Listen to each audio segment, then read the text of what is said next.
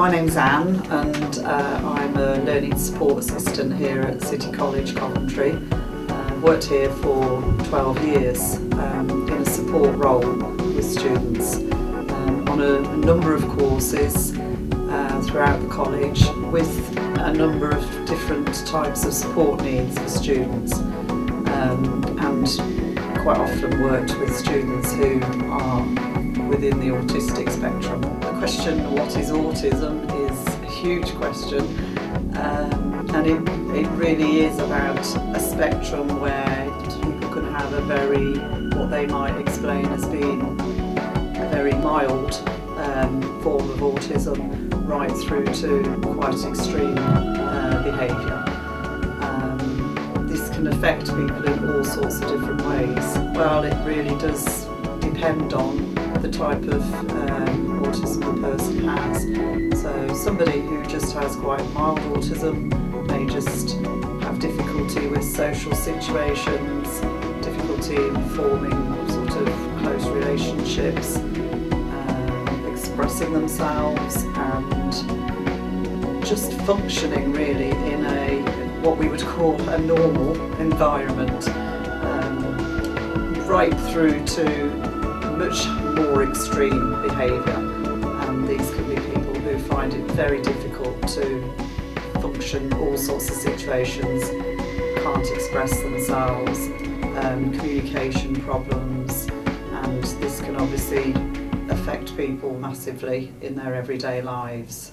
How are people treated? Well, here at the college I like to think that everybody's treated with the greatest of respect.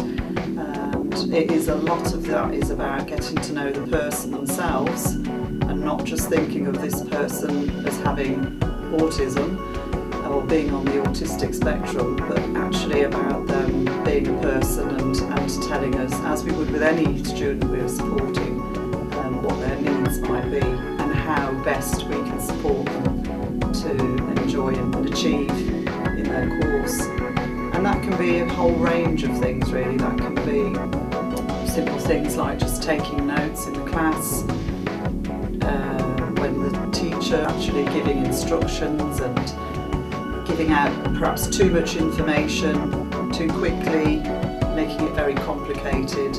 People sometimes can just get lost from that first instruction, so it might be just actually reiterating what the tutor has said and just breaking it down step by step just to make it easier to follow. Making other people aware as well that somebody might not be quite as comfortable with situations that somebody else in the room might be happy, so very loud noises, lots of changes in routine can be disruptive, and making sure that people are aware of what's going on and what is expected of them. Probably the most obvious thing would be speak to somebody who is in the situation, get to know that person. Lots and lots of information available on websites and lots of books available. Quite often these days there's television programmes as well which highlight different people's needs and explains in quite good detail. So I think there's a lot more awareness around now than there used to be.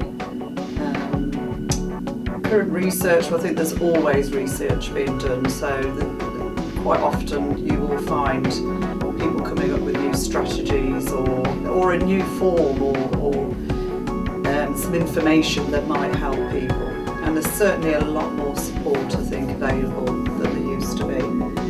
As I say, the college here supports most definitely, and if people want to go on to universities then that support is there as well. It's just a case of finding out from the individual environment that you're going to and checking that support is there. And as I say, I just think what you need to do is look at the person as a person and find out, get to know that person and treat them with the respect that they deserve, and make sure that the support is provided for them. As far as how it affects family life, I think you'd have to really speak to somebody who is in that situation, but I can imagine it would have a huge impact if you had somebody who had extreme autistic behaviour.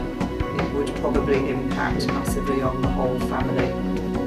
because it can obviously take up a lot of time, and probably with siblings it could affect all sorts of situations within your family home. But as I say, speak to somebody who's in that situation. I would have thought one of the major difficulties might be if you are trying to establish with somebody who is in the sort of more extreme autistic spectrum.